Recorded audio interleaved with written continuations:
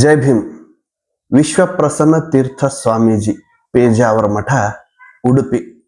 ಅವಾಗವಾಗ political statement ಕೊಡ್ತಿರ್ತಾರ, ಸ್ವಲ್ಪ ಕೊಡ್ತಾರ, ಬಹಳ ಕೊಡಲ್ಲ. ಸ್ವಲ್ಪ ಕಾಂಟ್ರವರ್ಸಿನ ಅಂತ ಅನ್ಬೋದು. ಈಗ ಮತ್ತೆ ಒಂದು ಸ್ಟೇಟ್ಮೆಂಟ್ ಕೊಟ್ಟಾರ, ಈ ಮಾಂಸಾನ ಜೋತ್ ಬಿಡಬಾರ್ದು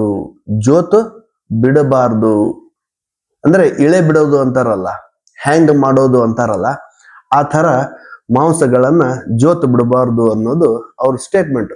ಅದಕ್ಕೊಂದು ಮಾರ್ಕೆಟ್ ಇರುತ್ತೆ. ಫಾರ್ ಎಕ್ಸಾಂಪಲ್, ಯಾವ ತರ ನಾವು ಸಿಟಿ ಲೆವೆಲ್ ಹೋಗ್ತೀವೋ ಅದಕ್ಕೆ ಅಂತ ಒಂದು ಅಂಗಡಿ ಮುಗ್ಗಟ್ಟುಗಳು ಇರ್ತವೆ. ಇನ್ನ ಸ್ವಲ್ಪ ಗ್ರಾಮೀಣ ಪ್ರದೇಶಕ್ಕೆ ಬಂದ್ರೆ ಅವ್ರಿಗೆ ಒಂದು ಮಾರ್ಕೆಟ್ ಅಂತ ಹೇಳಿ, ಮಾರುಕಟ್ಟೆ ಅಂತ ಹೇಳಿ ಒಂದು ಸಪರೇಟ್ ಆಗಿ ಕೊಟ್ಟಿರಲ್ಲ. ಸೊ ಮಟನ್ ವ್ಯಾಪಾರಸ್ಥರು ರಸ್ತೆದಲ್ಲಿ ಹಾಕಿರ್ತಾರಲ್ಲ, ತೂಗ್ ಹಾಕಿರ್ತಾರಲ್ಲ, ನೇತ್ ಹಾಕಿರ್ತಾರಲ್ಲ, ಅದನ್ನ ವಿಶ್ವಪ್ರಸನ್ನ ತೀರ್ಥ ಸ್ವಾಮಿಗಳು ದನಿ ಎತ್ತಕತ್ತಾರ.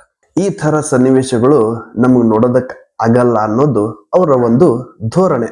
ಈಗೇನ್ ಮಾತಾಡ್ತಾ ಇದ್ದಾರಲ್ಲ ವಿಶ್ವತೀರ್ಥ ಪ್ರಸನ್ನ ಸ್ವಾಮಿಗಳು, ಇವ್ರೇನ್ ಮೊದಲ್ದವ್ರು ಅಲ್ಲ ಈ ತರ ನಾನ್ ವೆಜ್ ಬಗ್ಗೆ ಮಾತನಾಡೋದು. ಈ ಹಿಂದೆ ಸುಮಾರು ಸ್ವಾಮಿಗಳು ಮಾತಾಡಿದ್ದಾರೆ. ಪೇಜಾವರ ದೊಡ್ಡ ಅಜ್ಜಿಯವರು ಮಾತಾಡಿದ್ದಾರೆ.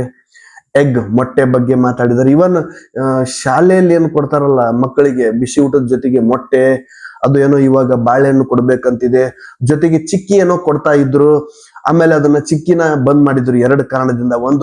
ಒಂದು ಆ ಮೊಟ್ಟೆನ ಹಿಡಿದಿರೋ ಕೈಯಿಂದ ಚಿಕ್ಕಿ ಕೊಟ್ರೆ ಶುದ್ಧ ಸಸ್ಯಾಹಾರಿಗಳು ಅದು ತಿನ್ನೋದು ಅಷ್ಟು ಯೋಗ್ಯ ಅಲ್ಲ ಅನ್ನೋದು ಒಂದಾದ್ರೆ, ಎರಡನೇದು ಆ ಬೆಲ್ಲದಲ್ಲಿ ಕೆಮಿಕಲ್ ಬರೋ ಸಾಧ್ಯತೆನೂ ಇದೆ ಅನ್ನೋ ದೃಷ್ಟಿಕೋನದಿಂದ ಚಿಕ್ಕಿನ ಬಂದ್ ಮಾಡಿಬಿಟ್ಟು ಇವಾಗ ಮೊಟ್ಟೆ ಮತ್ತು ಬಾಳೆಹಣ್ಣು ಕೊಡ್ತಿದ್ದಾರೆ.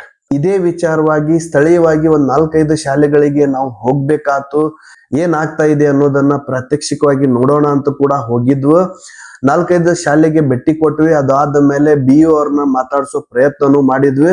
ಸರ್ಕ್ಯುಲರ್ ಏನಿದೆ ಅದನ್ನ ಮಾತ್ರ ನಾವು ಮಾಡ್ತಾ ಇದೀವಿ ಸರ್ ಅಂತ ಅವರು ಹೇಳಿರೋದು ಇಲ್ಲೇ ಗಮನಕ್ಕೆ ತರ್ಬೇಕಾಗತ್ತೆ ನಿಮಗೆ. ಆದ್ರೆ ಇದು ಕೇವಲ ಅಡ್ಮಿನಿಸ್ಟ್ರೇಷನ್. ಏನು DDPI, BO, ಮುಖ್ಯೋಪಾಧ್ಯಾಯರು, ಮುಖ್ಯ ಗುರುಗಳು, ಶಾಲಾ ಶಿಕ್ಷಕರು, ಸಹ ಶಿಕ್ಷಕರು ಅನ್ನೋದು ಕೇವಲ ಇದು ಅಡ್ಮಿನಿಸ್ಟ್ರೇಷನ್ ಮಾತ್ರ. ಸರ್ಕ್ಯುಲರ್ ಅಂದ್ರೆ ಸರ್ಕಾರದ ಸುತ್ತೋಲೆ ಏನಿರುತ್ತೋ ಆ ಸುತ್ತೋಲೆನ ಜಾರಿ ತರೋ ಕೆಲಸ ಮಾತ್ರ ಈ ಅಡ್ಮಿನಿಸ್ಟ್ರೇಷನ್. ಆದ್ರೆ ನಮಗೇನಾದ್ರೂ ಬೇಯಿಸಿರೋ ಮೊಟ್ಟೆ ಮೇಲೆ ಏನಾದ್ರೂ ಅಸಮಾಧಾನ ಇದ್ದರೆ, ಅಥವಾ ಈಗ ಸ್ವಾಮಿಗಳು ಹೇಳಿದ್ರಲ್ಲ ಮಾಂಸನ ತೂಗು ಹಾಕೋ ತರ ಏನಾದ್ರೂ ಇದ್ರೆ ಅದು ಸರ್ಕಾರ ಮಟ್ಟದಲ್ಲಿ ಗಮನ ಸೆಳಿಬೇಕಾಗತ್ತೆ. ಜೊತೆಗೆ ಒಂದು ಖೇದದ ಸಂಗತಿ ಏನು ಅಂತಂದ್ರೆ, ಉಡುಪಿ ಶ್ರೀಮಠದಿಂದ ಸ್ವಾಮಿಗಳು ಈ ತರ ಹೇಳಿಕೆ ಕೊಡೋದು ಅಷ್ಟು ಸೂಕ್ತ ಅಂತ ಅನಿಸ್ತಾ ಇಲ್ಲ. ಯಾಕೆಂತಂದ್ರೆ ಅದು ಸ್ವಲ್ಪ ಜನರಿಗೆ ಆಹಾರ ಪದ್ಧತಿ ಅಂತ ಕೂಡ ಅನಿಸಿರುತ್ತೆ. ಸ್ವಲ್ಪ ಕಾಂಟ್ರವರ್ಸಿನೇ ಅದು. ಬಹು ಜನರ ಆಹಾರ ಪದ್ಧತಿನ ನಾವು ಪ್ರಶ್ನೆ ಮಾಡ್ದಂಗ ಆಗುತ್ತೇನೋ ಅಂತ. ಸಮಾಜನ ದಿಢೀರ್ ಬದಲಾವಣೆ ಮಾಡೋದಕ್ಕೆ ಆಗೋದಿಲ್ಲ ಅನ್ನೋದು ಇಲ್ಲಿ ಸ್ವಾಮಿಗಳು ಕೂಡ ಸ್ವಲ್ಪ ಗಮನಕ್ಕೆ ಇಟ್ಕೋಬೇಕಾಗುತ್ತೆ.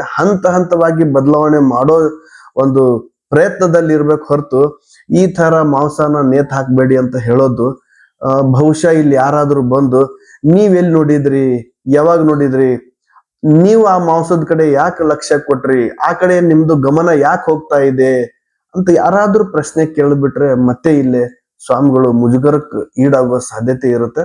ಮತ್ತೆ ಇದೇ ತರ ಬೇರೆ ಸುದ್ದಿ ಜೊತೆ ಬರ್ತೀನಿ. ಅಲ್ಲಿವರೆಗೂ ಜೈ ಹಿಂದ್.